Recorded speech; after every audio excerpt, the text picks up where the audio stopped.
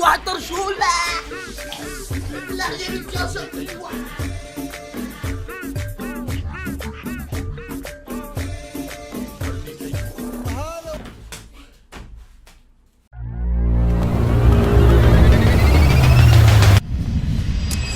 ومن هنا بدينا رحلة 10 مليون. حبس نفسه 12 يوم في أوضة إزاز ما فيهاش خصوصية ولا سرير مريح ولا حتى باب يتقفل عليه. الناس شايفاه كل يوم بيصحى من نومه وهو بيعيط، وكل ده عشان لاجئ بردان وطفل جعان وست في خيمة بتدعي إن حد يشوفها. في الحقيقة ده مش فيلم ولا شو إعلاني، دي قصة شاب اسمه أبو فلة قرر إن هو يستخدم الشهرة مش عشان يجمع فلوس لكن عشان يجمع قلوب. It's amazing to see what you're doing, Abu Fla. It is an inspiration to the whole world.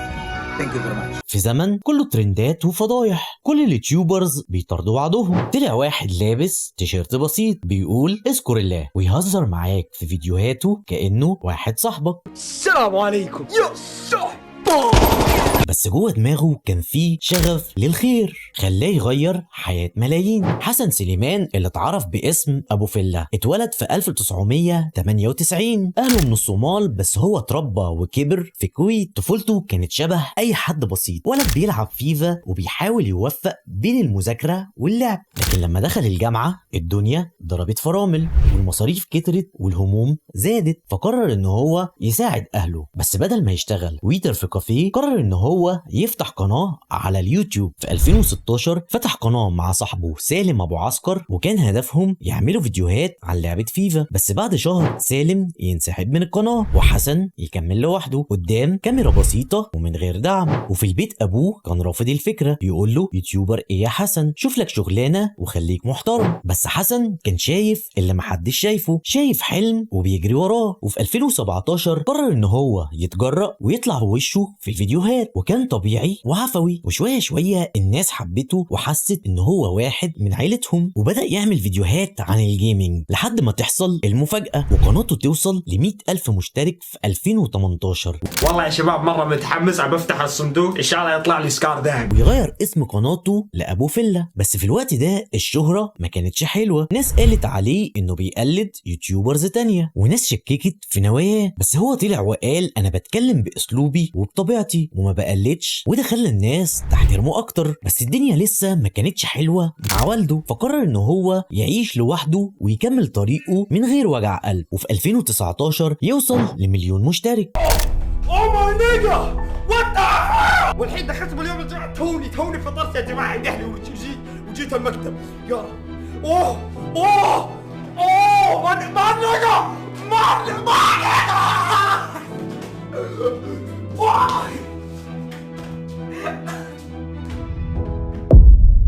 وبدأ يتكلم عن لعبة ببجي. بس الشهرة ما كانتش كفاية وكان عايز يعمل حاجة ليها معنى، فعمل أول حملة خيرية ليه عشان يبني مسجد. بإذن الله وربي يسمع الكلام هذا وربي شاهد وانتم شاهدين، بإذن الله الواحد الأحد إني راح أبني مسجد بإذن الله.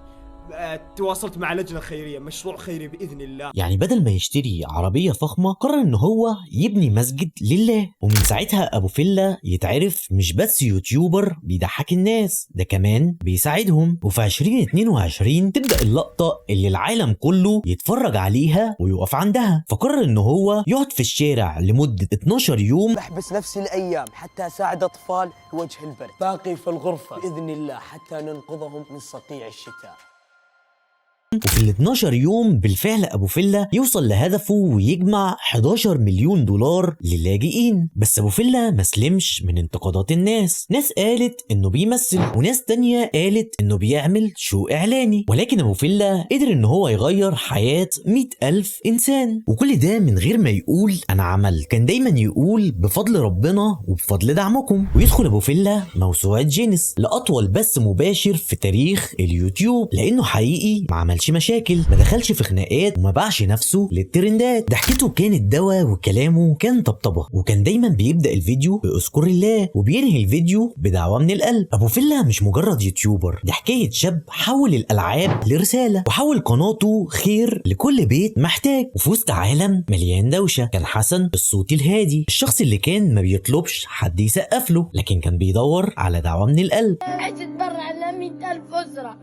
ما لهم 100,000 أسرة، اعمل لهم ايش هو؟ يعملوا بيوت يدفيهم. يعني انت لازم تتبرع يعني ولا؟ لازم؟ طب انا تبرعتش طيب؟ بلاش يدعى عليك. ايش؟ ماليش دعوة اتبرع. شوف الناس كم قاعد تتبرع. شوف بالله ولو عجبك الفيديو شاركه، مش عشان المشاهدات والترند، لكن عشان تفتكر ان لسه في ناس بتحب في صمت وتساعد في الخفا وتنقذ ارواح بكاميرات ومتابعين. اشوفكم الحلقة الجاية.